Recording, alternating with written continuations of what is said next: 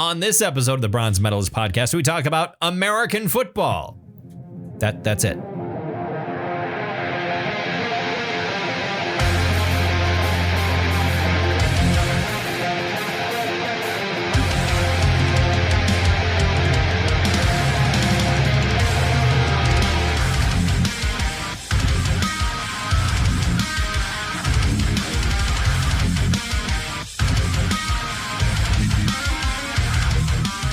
Hi, everyone. Welcome to another episode of the Bronze Medalist podcast. I'm Kale. I'm OJ. We're two professional broadcasters. We like metal and we like to talk about it. And today we're talking about the album American Football by the band American Football. Not to be confused with their next two albums, which are called American Football, and the one after that, which is American Football. Right. It does make me kind of sad that they don't have a song on one of their albums called American Football. They didn't pull a full Black Sabbath or does Metal Church? Metal Church has a situation like that. Right. But American Football is a relatively famous, well-known American emo. I think it's easiest these days to call them a rock band. Yeah, or post-rock even. Yeah, definitely. Like, especially their most recent stuff is pretty identifiable as being post-rock. This album, it's their first album, which came out in 1999, has more emo elements and more like kind of math rock, kind of jazzy sort of stuff going on once in a while, but it's all very understated. Very heartfelt. Yes. It's something that I just kind of came up. It was like, oh yeah, we've never talked about American football and it might be worth talking about. It's a band that I'm not like deeply attached to, but I have found that I enjoy over the last couple of years. They've come up, so I thought maybe we'd talk about it in the last episode of Non-Metal March. They've got a little bit of that Snow Patrol vibe. A little bit. I'm not familiar enough with Snow Patrol to say whether or not they do. Okay. Wait, is Snow Patrol the band that does the If I Lay Here? Okay. I think the only reason I remembered the name of the band is because of a recurring joke in Not Another D&D podcast. Okay. Where one of the characters has a talking wall fish that sings that song. That's weird. That's a weird thing for Billy Bass to sing. And also in a fantasy world. Yeah. NADPOD is weird. And that's why I love it so much. But before we go and talk about American football, how are you? I'm doing fantastic, man. It's good. I spent a whole lot of money yesterday. Yes. What did you bought tickets? I bought tickets. Well, first of all, I registered my car because I realized that my tags had just expired at the end of October. And there's no, as far as I'm aware, there's no degrees of tags being expired. It's just they are expired and it's just a flat rate. Yeah. And what they used to do is they used to say, OK, tags starting today and it expires a year from now. But then what they started doing instead was tags expire from when you should have bought them. A year of, so they still, I paid $70. My tag expired at the end of October. Okay. The reason I remembered that is because I was at work last week. Was it last week or was it the week before? I don't know. And I'm driving a friend home because she hung out. She worked until 10:30 and I worked at the bar till close. Okay. And then by the end of it, she's sitting at the table and her head is only being held up by her forearm and then no other muscles in her body. Yes. And she looks at me, she says, "Can I get a ride?"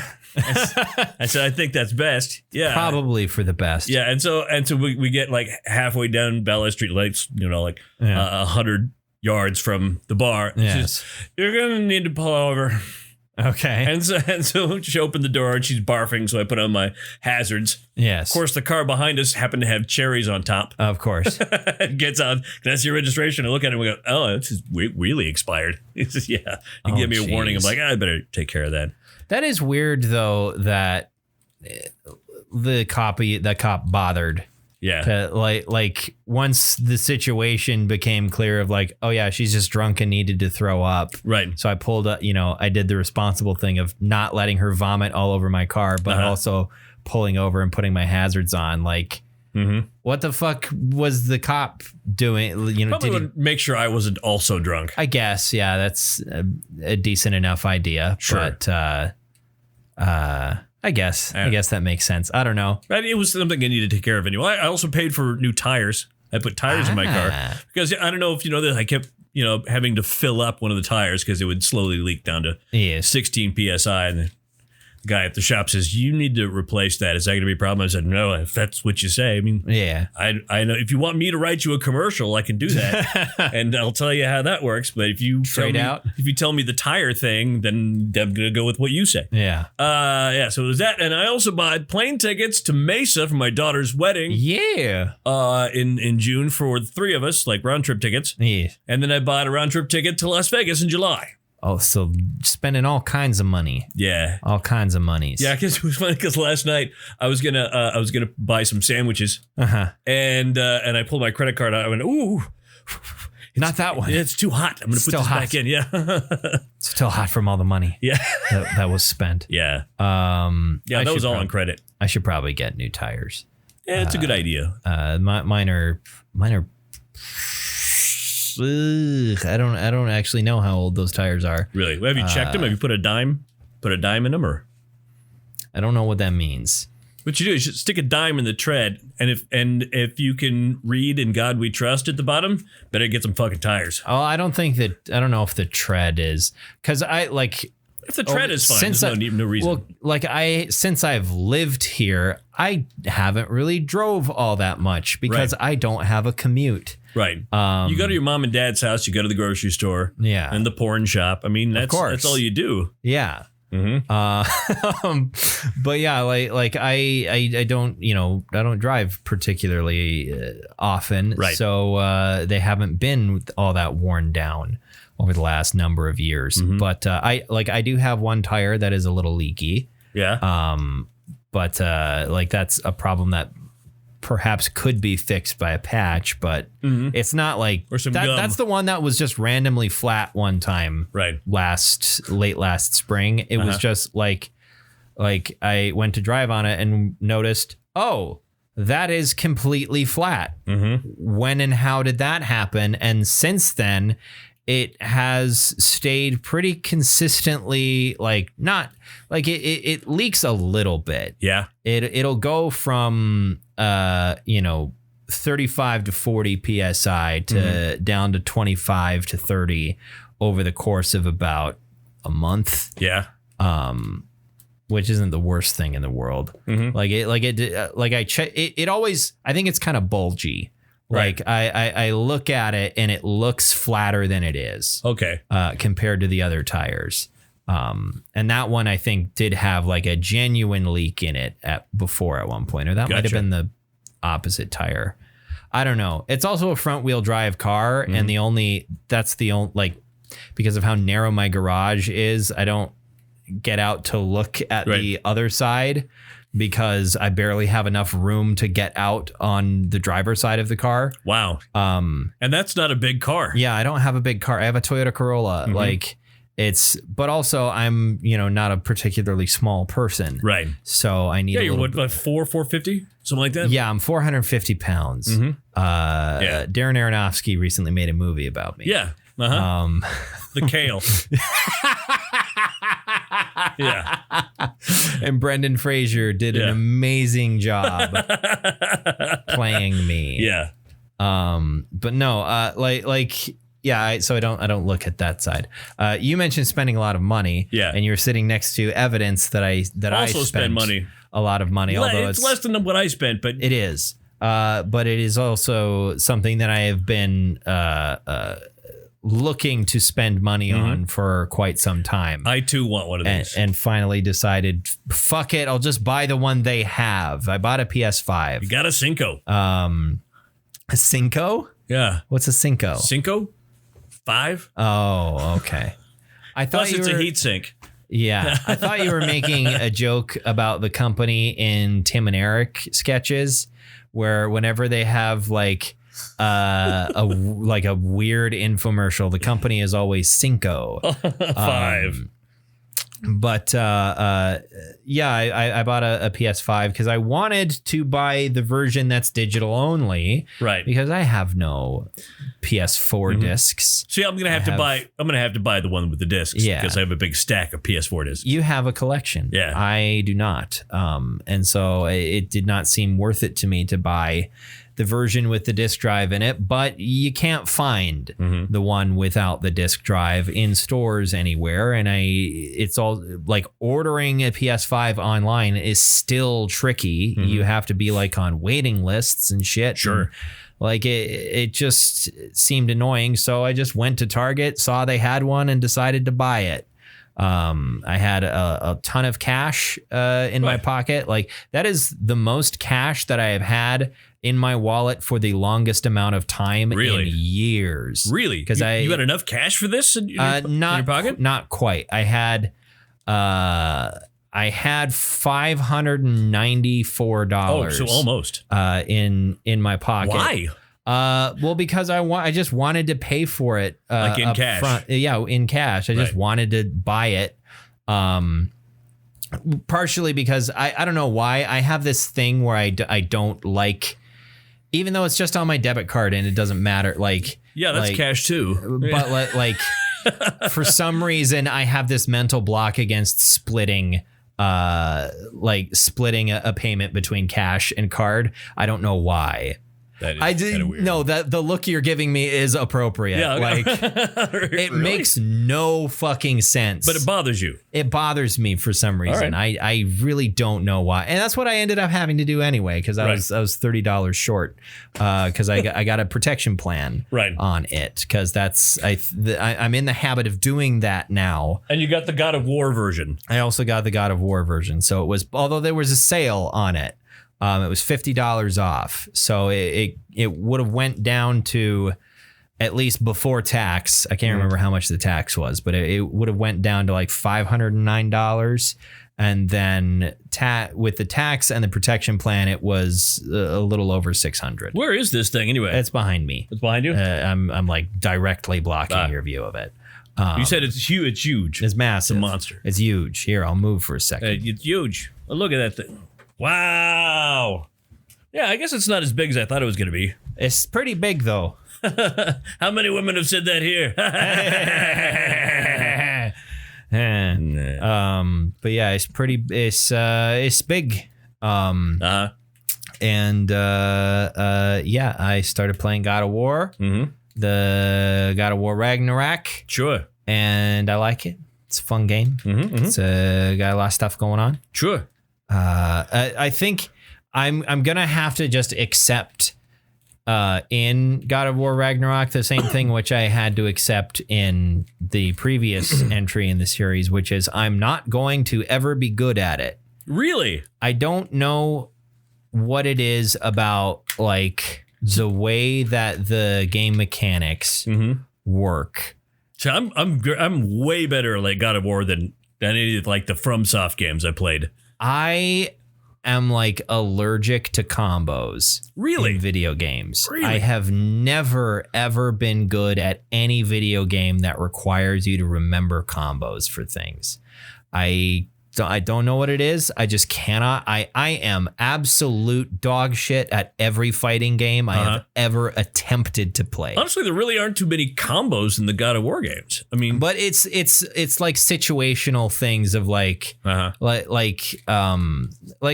are combos, but it's like it's not long strings, but it's like remembering like, oh, it'd be good in this situation, and here's the the 3-button sequence to make that happen. Sure. Or like. Box triangle. There's so many different, but there are so many different abilities that you can unlock. I guess that's the old games, not the new games.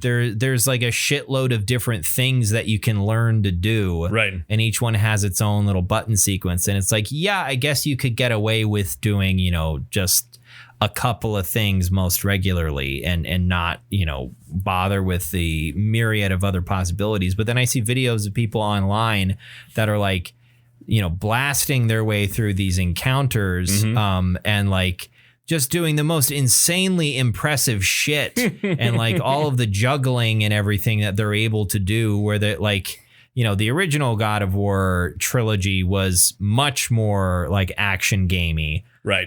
But like if you're good enough at the newer ones, you can still make it look like you're playing Devil May Cry, just, you know, with a lot closer camera angle.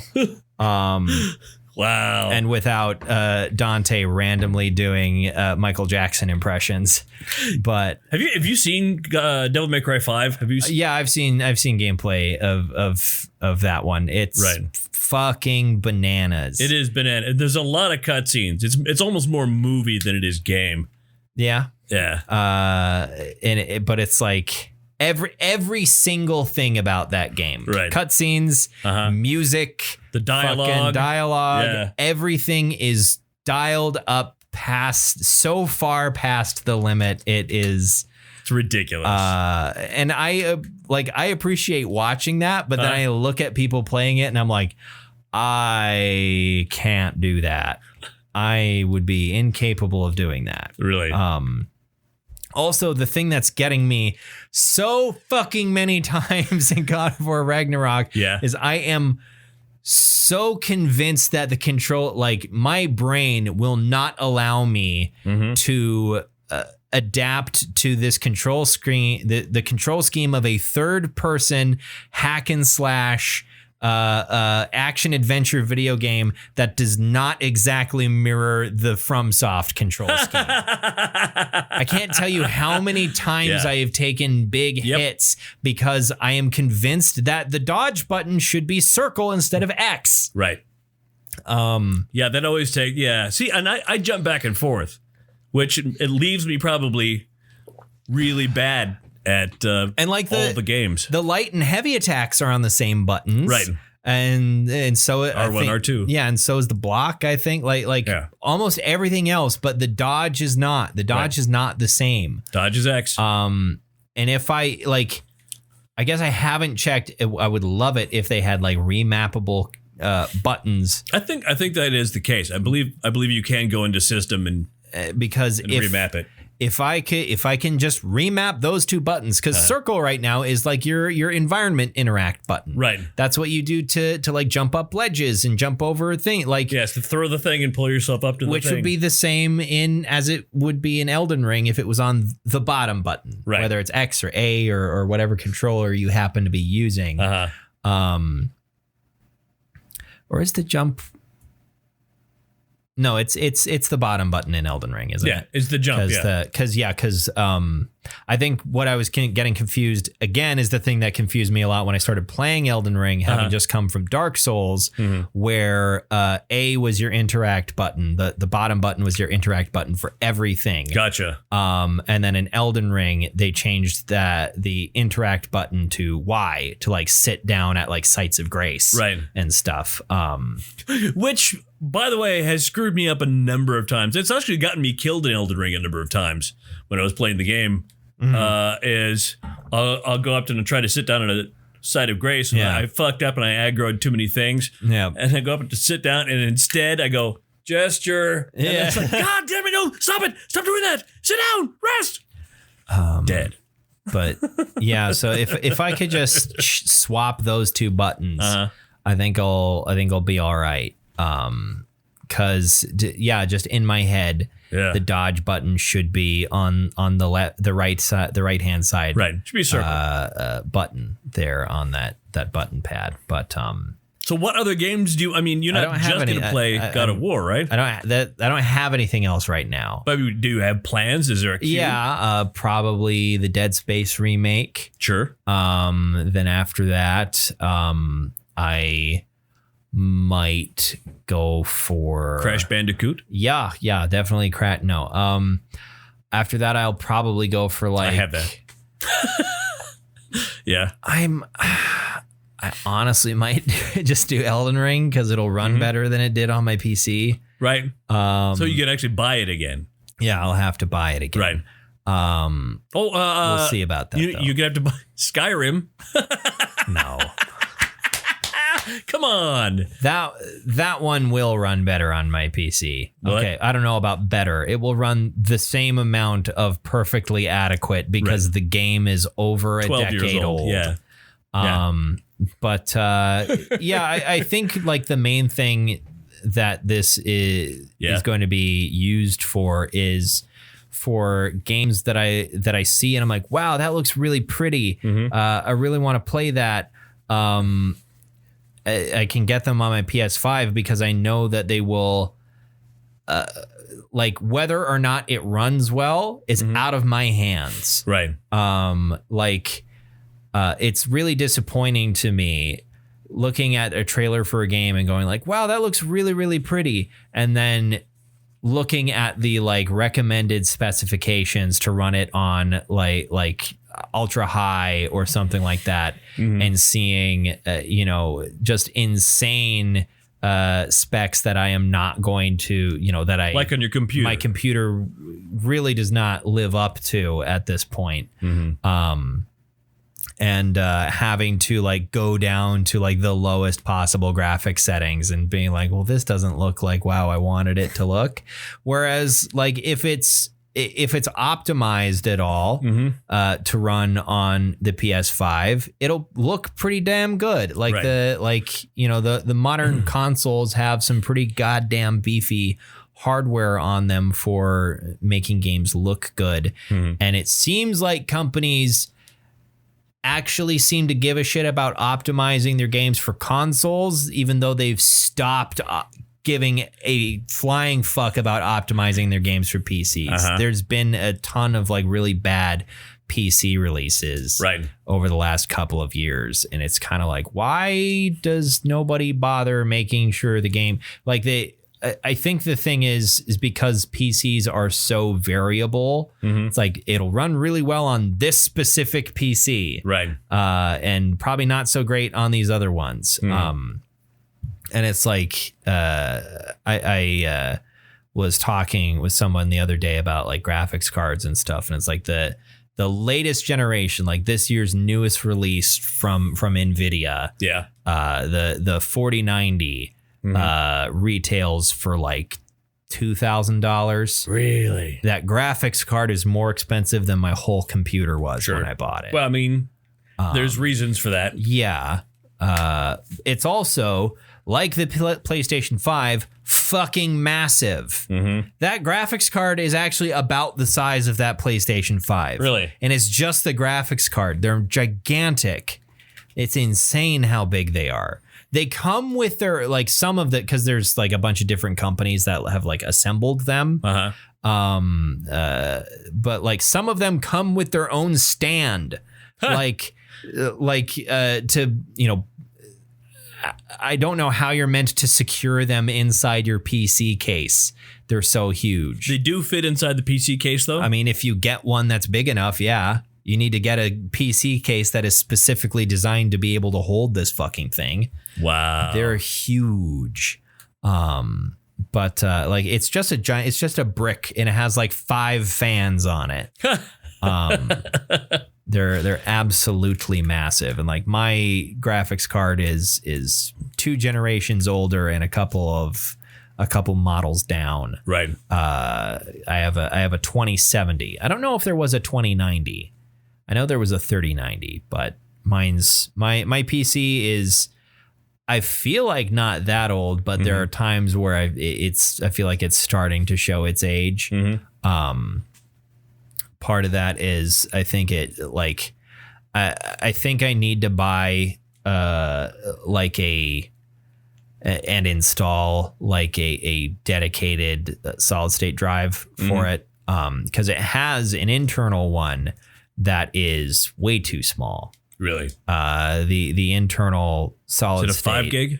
It's not that small, but it's like I think it's like 200 gigs, which that's still really for like a gaming PC, that's pretty small. Right. What do you got? 2 games in there? I don't think I have any games installed on it anymore. I was having there was some sort of bug where my like the memory in that solid state drive was getting eaten up. Really?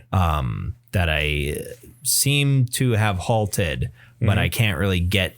I can't seem to get it all back. Like there's not much installed on there anymore. But I have if you have a USB port that's open, I have just a 1 terabyte hard drive just sitting around. Is it a solid state? Yeah.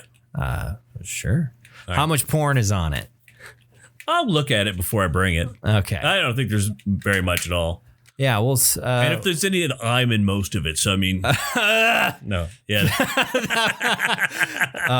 yeah, no, I don't think there is. I don't know if I honestly have like like an open USB port that is actually like attached to like the motherboard. Really? Like I have kind of the shitty ones on the top of it that I would want something that's like can hook straight into all the things, but those might all be occupied. I don't know. I haven't looked back there in a while. Hey, Doc. It's probably a real mess.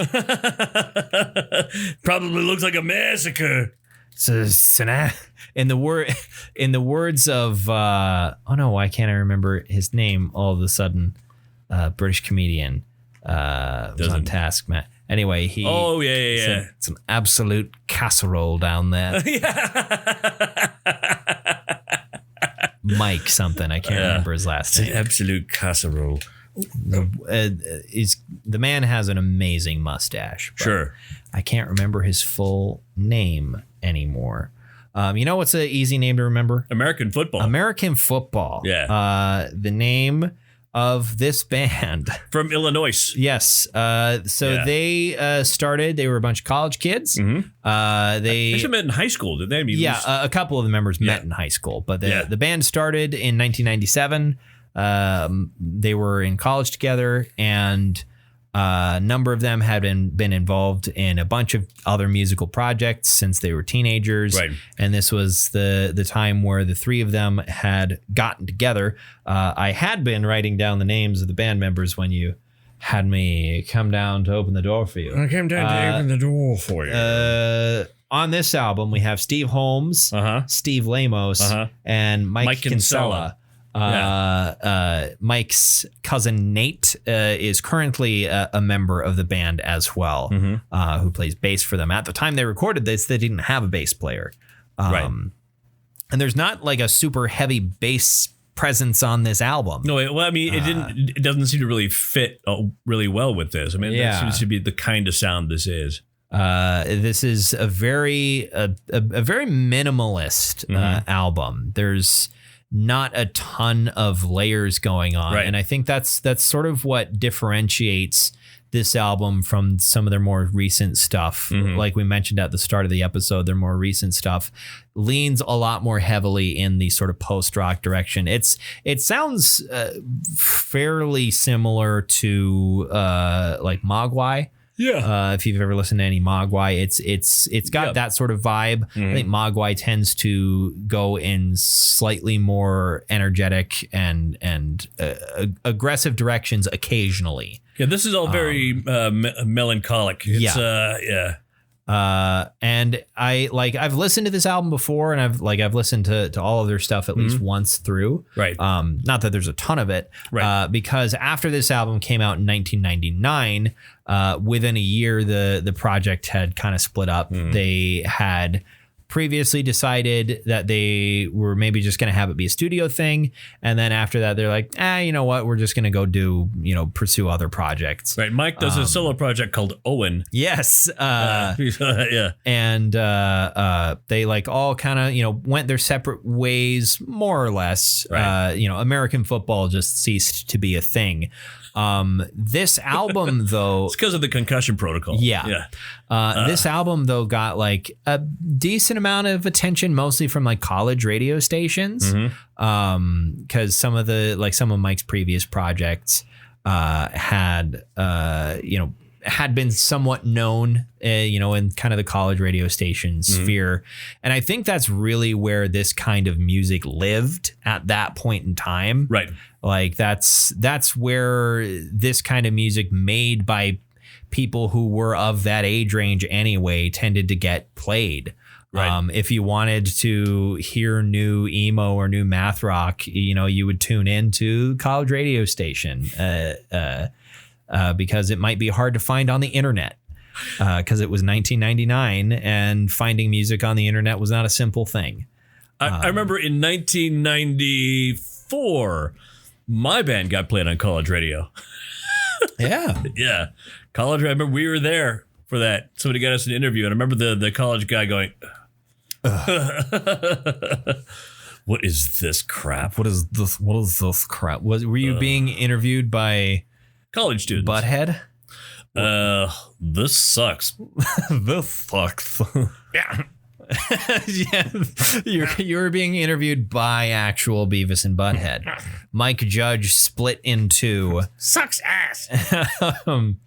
But it got like a some amount of attention when it came out, but after that it just sort of slowly gained a cult following and kind of built up and up and up and up and up, and sort of without I don't know exactly how aware of it or like when the members of the now at that point defunct band maybe kind of realized how important this album kind of became to an entire generation of musicians who were looking to play this kind of music or music influenced by it, of like, we made one album in 1999 and now like there's 14 bands that are more successful than we ever were that are like, this album is the most important thing for this, for the sound of our band. Right. And it wasn't until 2014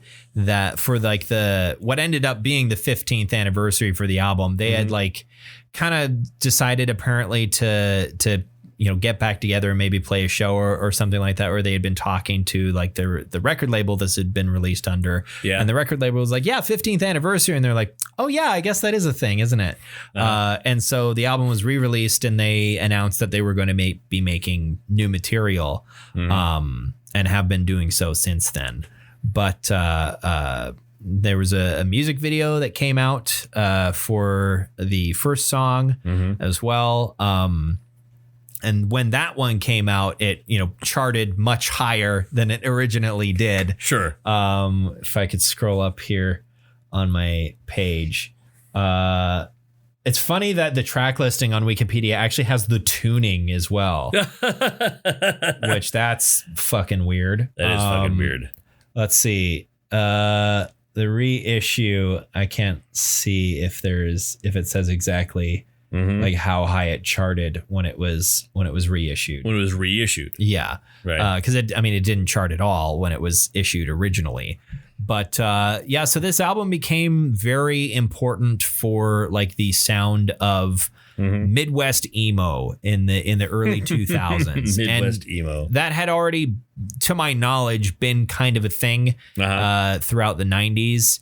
Mid 90s and going forward, there was already kind of a scene in the Midwest for this style of music. Right. And this just kind of codified it, I think, for a generation. Never Meant was the video. Yes. Yeah, Never Meant.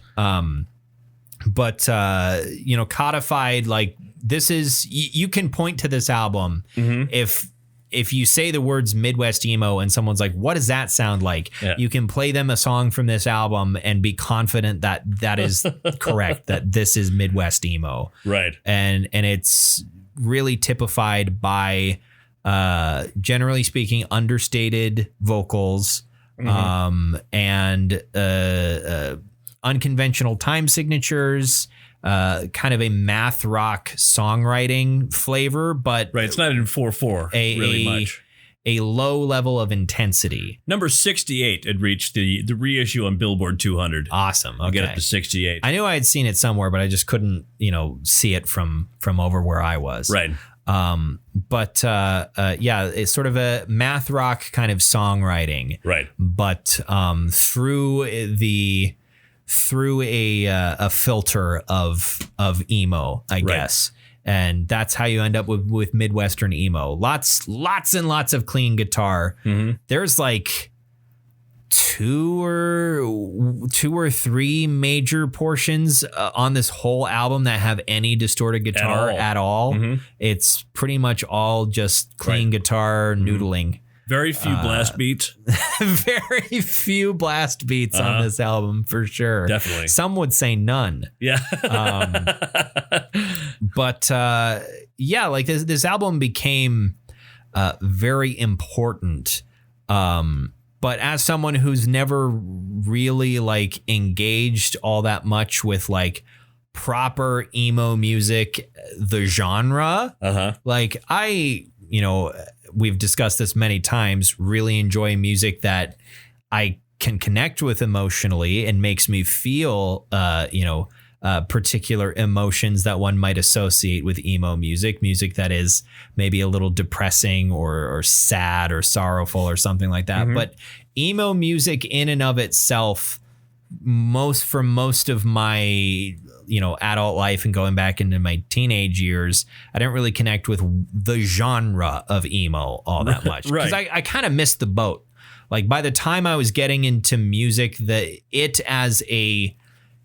emo as a genre of like national prominence had faded away. It had its real big moment in the sun in the early 2000s, 2000 to 2010, when you can have like Panic at the Disco on the radio. But by before 2010, I wasn't really paying any attention to music. Right. Not any real. I mean, so how old were you in 2010? In 2010, I was 14. Right. So I had just reached the point where I was starting to like care about music. And by that point, what I was getting into was what my older friends who were already into music were starting to get into, which was, more metalcore stuff. Sure. A Day to Remember and that sort of thing. And I kind of missed the boat on the emo train. So like I have a bunch of friends who are my age that are, really familiar with Panic at the Disco and Fall Out Boy and all these other bands. And they expect me to know those songs and the lyrics and all that. And it's like, I don't know any of that. That wasn't what I listened to. See, I have a teenager with Fall Out Boy and Panic at the Disco posters. It's still, they still have a relevance, even with the younger generations of today. Right. Actually took the child to see Fall Out Boy. Yeah, because I guess they never, I was going to say they got back together. They never split up. I'm thinking of My Chemical Romance. They got back together. Got back together. But that's another band that I completely missed the boat on. Yeah. Like I have no attachment to My Chemical Romance whatsoever. Sure. But I think I only listened to the one album that they had. Yeah. All that to say, I was like, this is the type of emo music that I can get kind of more attached to because it's a lot less poppy and a lot more understated. Yeah. I mean, like those other songs have a lot of big emotions and whatnot and a lot of emotional hooks in addition to the musical ones. There's a lot of emotional hooks of like it's pretty easy to connect with if you let yourself. I am an asshole. And so sometimes when something's really popular, I don't want to, even if I should just be like, hey man, just let go. Right. Just accept that you like this, and move on with your life. Yeah. I have to tell no, it's too popular. I don't want to like it. I have to tell myself that sometimes, dude, remember there's a reason this is popular. Yeah. I mean, it's actually pretty good. It's not bad. You're just an asshole. Yeah. I have to remind myself of that sometimes, but you have to get that tattooed backwards on your forearm. It's not bad. You're just an asshole. Yeah. I need to read just Memento style. Have that on me. But like this is the sort of emo music that I can connect with a little bit more because I already have an interest in post rock and that sort of thing. That being said, I'm not like deeply in love with this album necessarily. Like it's good and I enjoy it.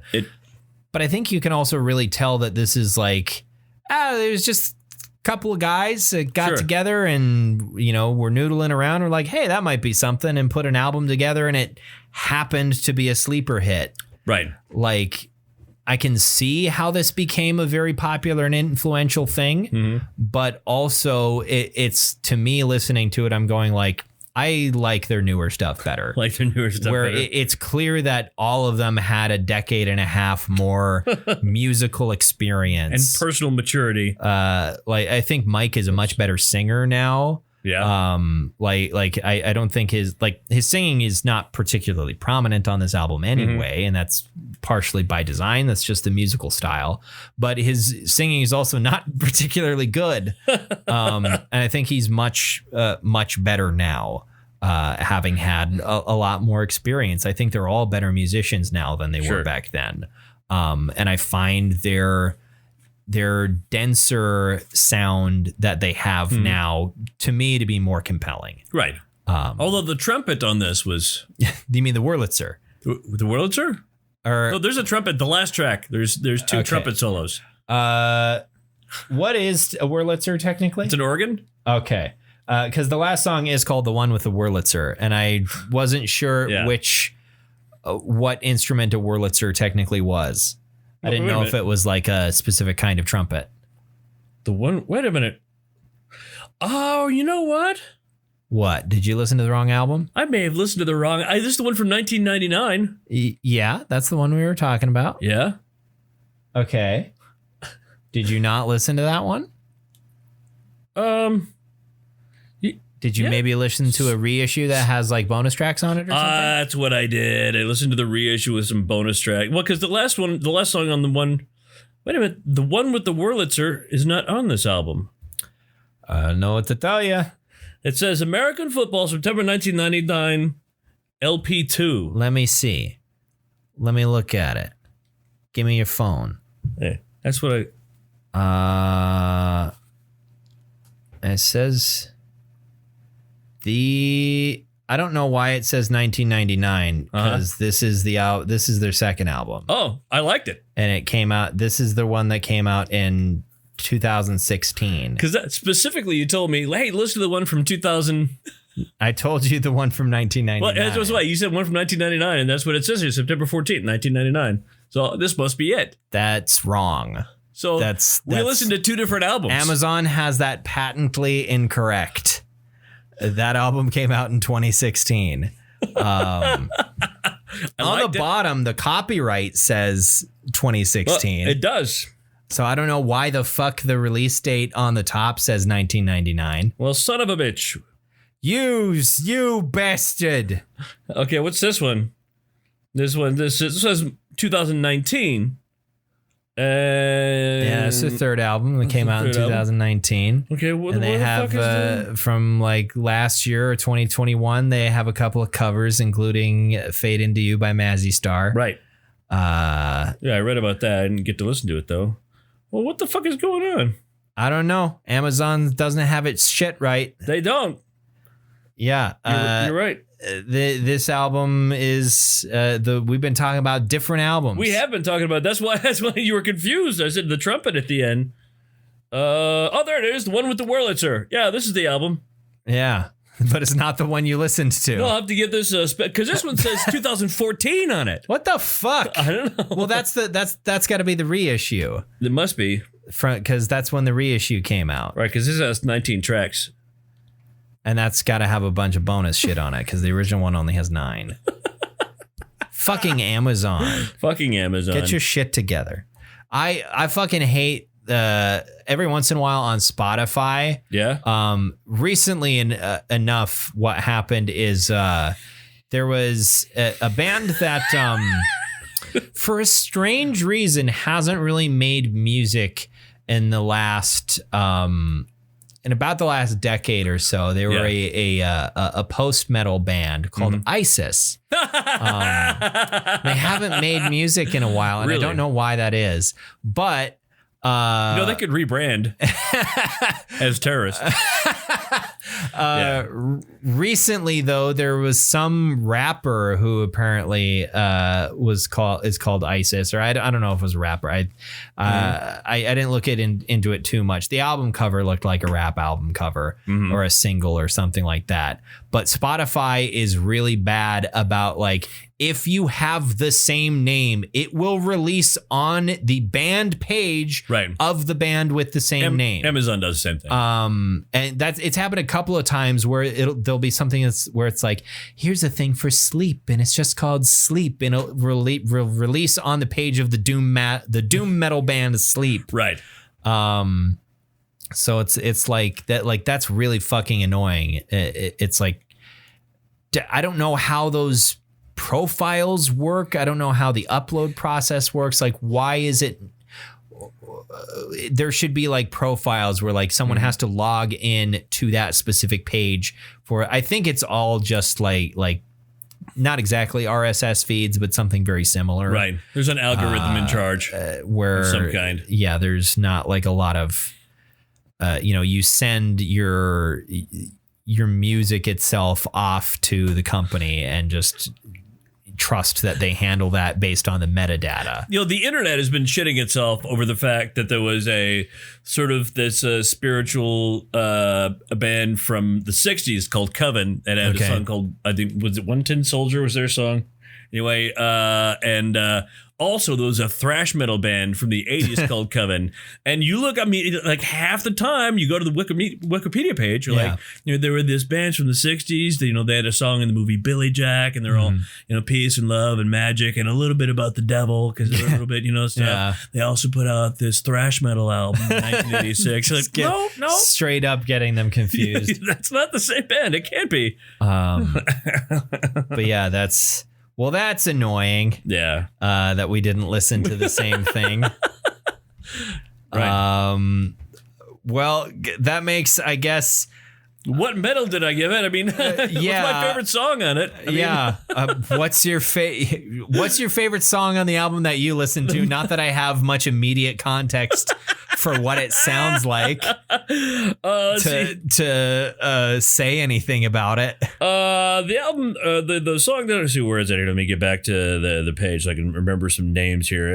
There it is. Yeah. I liked My Instincts Are the Enemy. I liked Home Is Where the Haunt Is. Okay, those are good songs. I also like the final song, the final track. Everyone Is Dressed Up. So let's get the one with the one with the trumpet in it. You know that one. Yeah, sure. I know exactly what you're talking about. And the album that you listen to. I think I like the song "Stay Home." Yeah. Which, you have no context for. I'm gonna have to give it a listen. It's something that came up. I feel like I guess I don't know if you thought my comments previously were appropriate about the album that you listened to, but for this one anyway. Also, I feel like LP2 should have been a little bit of a clue. Like, well, I didn't know if there was maybe a second disc. Or there was. I didn't know. Anyway.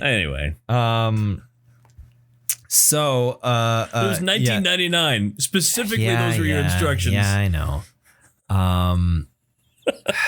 Fucking Amazon. So Stay Home has this sort of vibe that I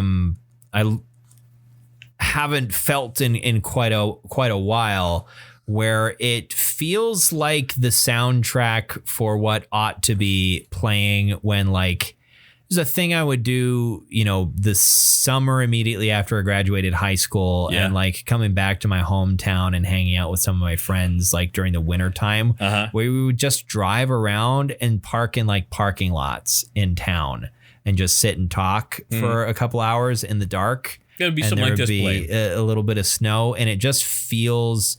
It's like really like there's like a really strong sort of association with that sound, even though this is not the type of music I was listening to.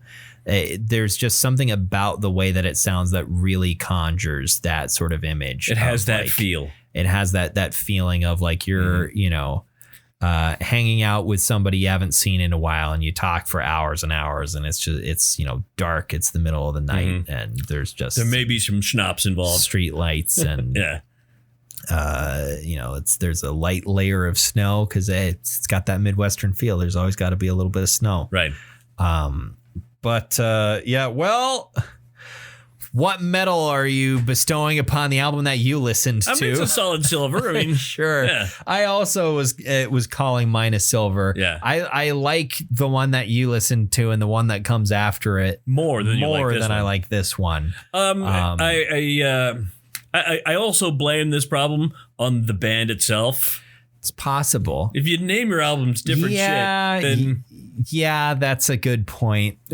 Yeah, because all of their albums are just called American Football, right? But on some programs they are labeled LP2, LP3. I didn't know that part. I didn't feel like I would have had to specify that because I didn't. Shouldn't have. I thought that 1999 would be enough. That's so fucking weird. Yeah, it is. That why they don't have their shit together. Why? It's not like they're the biggest company on the planet. It's not. Yeah, it's not like they make such an insane amount of money, right, that they could instantly solve so many of the world's problems, but they choose not to. Right. Yeah, it's not like that's the case. No, I mean, do whatever you want with your money. That's fine. You want to blast your giant penis rocket into space. Yeah, that's fine. Who doesn't? I mean, I will say all the comments of like, oh, you giant penis rockets. Like, that's just what rocket. Well, okay, his does look. His is more phallic than it's more most. phallic than most rockets. But at the end of the day, that's just what all rockets kind of look like. Right. They all kind of look like a dick. And that's kind of, that's what works. Yeah, that's what they need to look like. They're not making them because they like the look of dicks. They're making them because that's the aerodynamic shape. That's how they go into space good. Right. But that one did look more like, now that I think about it, it did look more like a dick than most other rockets. I feel like the testicles got in the way of the boosters. The truck nuts. The truck The first Jeff Bezos setting a new record for the most truck nuts sent into space. Why? Why not? Says Jeff Bezos. Because I fucking can. I'm Jeff Bezos and there's nothing any of you can do to stop me. Literally, I am immune to all of your... He just goes on a villainous rant. When's that going to start happening? When are billionaires just going to out themselves as actual supervillains and we won't be able to do anything about it? You like Elon Musk? He doesn't have the charisma to be a convincing supervillain. He's just an asshole. It's that mega mind thing. He's a villain. He's just not very super. And the difference is presentation. Right. So yeah, like if you're gonna be evil, at least be charismatic. And most of these assholes aren't. Yeah. I don't know why I'm asking for this. Why am I asking for a charismatic piece of shit? Like, no, we should be fine with them being, antisocial dickheads, because that apparently prevents them from getting even more power. That's the really dangerous thing when someone's extremely charming and entirely psychopathic. That's a bad combination for society right there. Well, this episode went in a weird place. It did. A weird direction there. Right. So yeah, American football. I guess, listen to one of their albums. Listen to one of them. Yeah. This has been a discussion. This also was a podcast. Next week. Next week. It's not going to be March anymore. No, it's not. And I was sort of thrown in the direction of an album, a band I'd never heard of. I guess they're relatively new, but it came out this past November. This album, and I listened to it all the way through, and I can't quite put my finger on how I feel about it. I need to listen to it again. It's a great fun thing to listen to. Band is called Spirit World. Have you heard of Spirit World? No.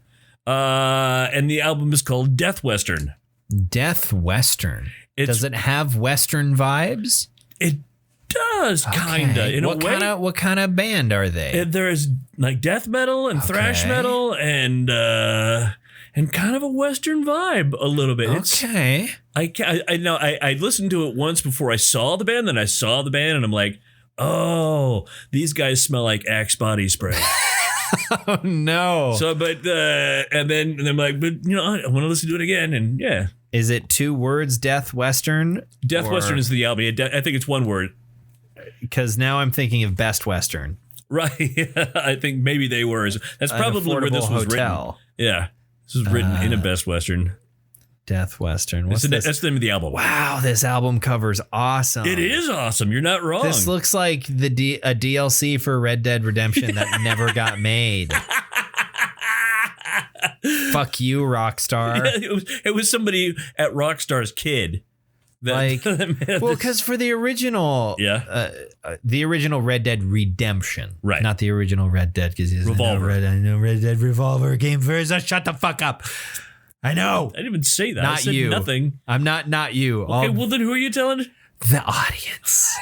The people in my head. Okay. Whenever I'm like, the first game, and people are like, Red Dead Revolver. I'm like, you know what the fuck I'm talking about. So now we know what the audience in Kale's head is called. They're called the audience. The audience. Them. Anyway, Red Dead. It's the them from the album them from King Diamond. From King Diamond. It's that. No, because in the first Red Dead Redemption there was Undead Nightmare, which was actually could be played as its own standalone game, technically, like a big huge story expansion. Where they introduced all the zombies, like an alternate storyline, and it was really cool. And then they didn't release a single story DLC at all for Red Dead Redemption 2 because Rockstar does not do that anymore because Grand Theft Auto 5 poisoned their minds. And a lot of other people's minds as well. Yes, but they just got fat off of all the money. People playing Red Dead Online. Not Red Dead Online. I don't know if anybody still plays Red Dead Online. I do. Oh, you do? Yeah, with my youngest child. I don't know if anybody else does.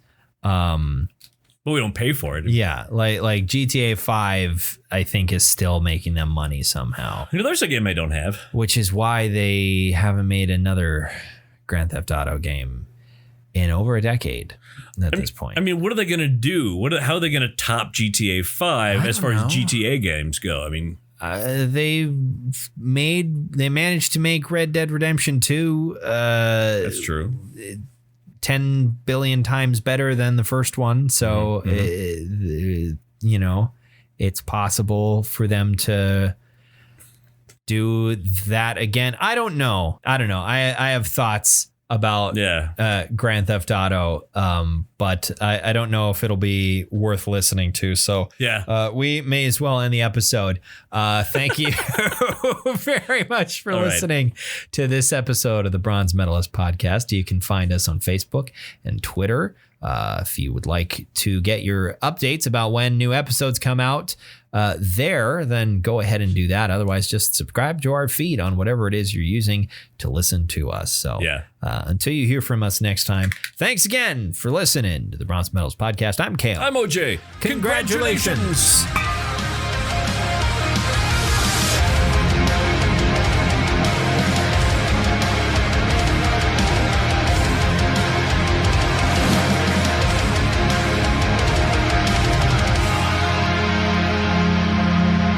Hi, I'm Shelley Duvall. Hi, I'm Shelley Duvall. Hi, I'm Shelley Duvall. Hi, goes behind tree. I'm Shelley Duvall.